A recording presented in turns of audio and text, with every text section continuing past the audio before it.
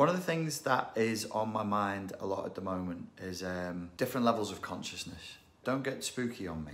Don't get all weird. What I'm talking about can be understood purely psychologically. So you can have a very internalized, rigid, materialistic level of consciousness that we might call ego.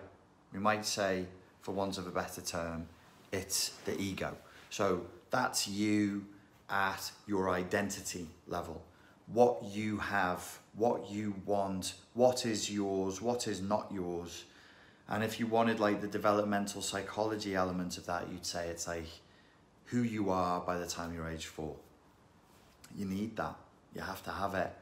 It's essential to function in the world. As Terence McKenna said, you need to have an ego so that you put the food in your mouth, not in somebody else's mouth. You need to know that you have a mouth, that you have needs. And yes, sometimes you will put food in other people's mouths, but if you never put food in your mouth, the end result is not a desirable outcome for successful living as a human being. What happens though when, as we move past the age of 4 into adulthood, into life, and we're coming from this ego, like what's in it for me? What do I want? What am I about? And that lower level of consciousness, that is power, that is dominance, that is sex, violence, survival, narcissism, the psychopathic dominance of other people. Again, you know, necessary growth, part of development. But if we get stuck there, there is tremendous suffering. And if we operate from there, there is tremendous suffering. The more we stop seeing individuals and the more we see a collective, the more we see collective consciousness. You should have an ego.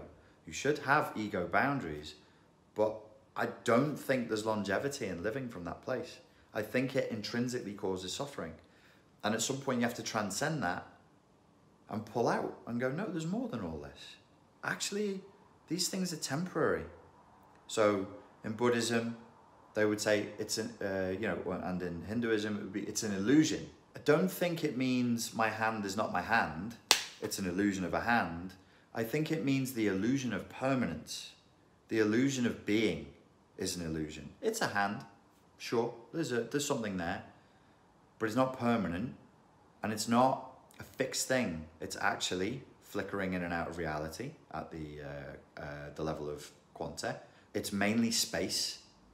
That's a bunch of particles vibrating and moving. That's actually mainly space, but it seems solid. And something causes it to remain a hand.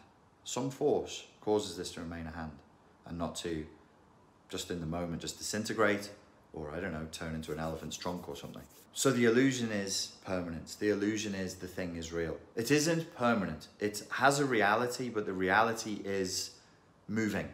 It's all moving. It's all here for now. It's a going, it's a passing, it's a happening. Life actually is an unfolding. It's a phenomenological unfolding. The apocalypse is actually, it's always the apocalypse. It's always now.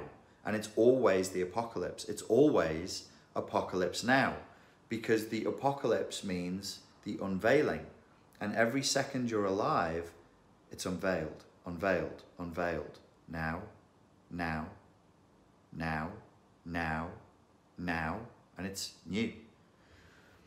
It's hard to cope with that when you're coming from the level of ego. In fact, it's distressing.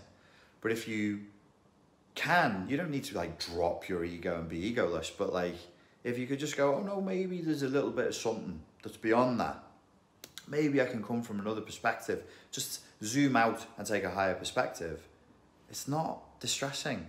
It's actually really enlightening to the extent that it lightens the load. It lightens the burden of being. Being is a burden. Existing is a burden. And existing as egoic individual consciousness all the time is really heavy. Coming out of that, pulling focus makes life easier, makes connections with others easier, and I think it makes it easier to resolve trauma as well. Ladies and gentlemen, thank you very much for your time and your attention. These are the most precious things that you have. Please spend them wisely. And I look forward to speaking to you again very soon. Cheers.